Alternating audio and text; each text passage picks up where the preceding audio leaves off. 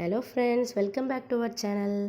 இன்றைக்கி நம்ம சேனலில் சாஃப்டாக சப்பாத்தி மாவு எப்படி செய்கிறதுன்னு பார்க்கலாமா?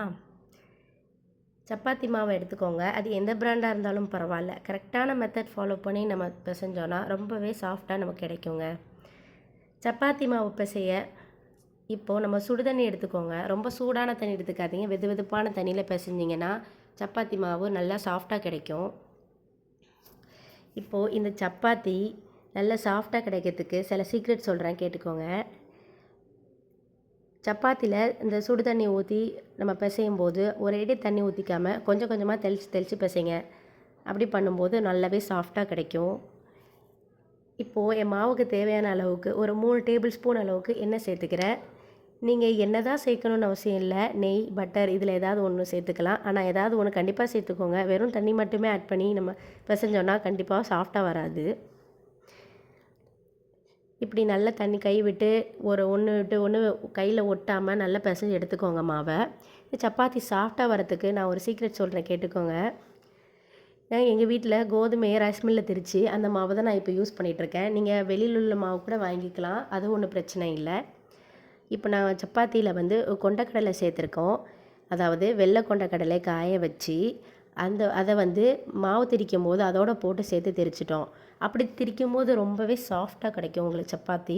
நீங்கள் ட்ரை பண்ணி பாருங்கள். எவ்வளோ அளவு போடணும்னு கேட்பீங்க. ஒரு 1/2 கிலோ மாவுக்கு 50 கிராம் அளவுக்கு சேர்த்துக்கோங்க. சேர்த்து போட்டு பாருங்கள். வீட்டில் ரொம்ப சாஃப்டான சுவையான சப்பாத்தி உங்களுக்கு கிடைக்குங்க. இப்போது மாவு நல்லா பிசைஞ்சதுக்கப்புறம் ஒரு 1/2 மணி நேரம் அதை ஊற வச்சுருங்க. எண்ணெய் தேய்ச்சி ஊற வச்சு எடுத்ததுக்கப்புறம் இப்போ சப்பாத்தி தேய்க்க ஆரம்பிச்சிடலாம். தேவையான அளவுக்கு உருண்டை பண்ணிக்கோங்க. இப்போது நம்மளுக்கு நிறைய லேயர்ஸாக சப்பாத்தி கிடைக்கணும் அப்படின்னா கையை வச்சு நல்லா அழுத்தம் கொடுத்து அது நம்ம கையாலே ஃபோல்ட் பண்ணி மடித்து ஒரு சப்பாத்தியும் வச்சு எடுத்துருங்க. ஒன்றையும் எண்ணெய் போட்டு தேய்ச்சிட்டு அதுக்கப்புறம் விரிக்கணுன்ற அவசியம் இல்லை. நம்ம ஆரம்பத்திலேயே கையை வச்சே தேய்ச்சி மடித்து விரித்து வச்சிட்டோன்னா நமக்கு ரொம்பவே ஈஸியாக இருக்கும் அடுத்தடுத்து சப்பாத்தி போட்டு எடுக்கிறதுக்கு. இப்போ நம்ம தேய்க்க ஸ்டார்ட் பண்ணிடலாம். இப்போது சப்பாத்தி தேய்க்கும்போது சில பேர் ஆயில் சேர்த்து தேய்ப்பாங்க, சில பேர் மாவு சேர்த்து தேய்ப்பாங்க. ஆனால் நான் என்ன ப்ரிஃபர் பண்ணுவேன்னா மாவு போட்டு தேய்க்கிறது தான். ஏன்னா மாவு போட்டு தேய்க்கும் போது சப்பாத்தி நல்லா ரவுண்ட் ஷேப்பில் நம்மளுக்கு கிடைக்கும். சேர்த்து தேய்க்கும் போது நல்லா ரவுண்ட் ஷேப்லேயும் நல்லா சாஃப்டாகவும் வருங்க. ட்ரை பண்ணி பாருங்கள். இப்போ ஒரு மீடியம் சைஸ் வர்ற அளவுக்கு நல்லா திருப்பி போட்டு அந்த கட்டையில் ஒட்டாத அளவுக்கு தேய்ச்சி எடுத்துக்கோங்க. சப்பாத்தி தேய்க்கும் போது ரொம்ப திக்காகவும் தேய்ச்சிடாதீங்க, ரொம்ப தின்னாகவும் தேய்ச்சிடாதீங்க. திக்காக தேய்க்கும் போது நமக்கு சப்பாத்தி ரொம்ப ரஃப்பாகிடும். பிக்கும்போது தின்னாக தேய்ச்சாலும் கல்லில் போட்டு எடுக்கும் போது அது ஒரு மாதிரி மொறுன்ற ஒரு கன்சிஸ்டன்சிக்கு வந்துடும். அதனால் மீடியம் சைஸில் தேய்ச்சி எடுத்துக்கோங்க. இப்போது தவாவில் நல்லா சூடானதுக்கப்புறம் சப்பாத்தியை நம்ம போட்டு எடுத்துக்கலாம். தவா நல்லா ஹை ஃப்ளேமில் வச்சு புகை வர அளவுக்கு நல்லா சூடு பண்ணி எடுத்துக்கோங்க. அதில் நம்ம சப்பாத்தியை போட்டு நல்லா சுட்டு எடுக்க போகிறோம்.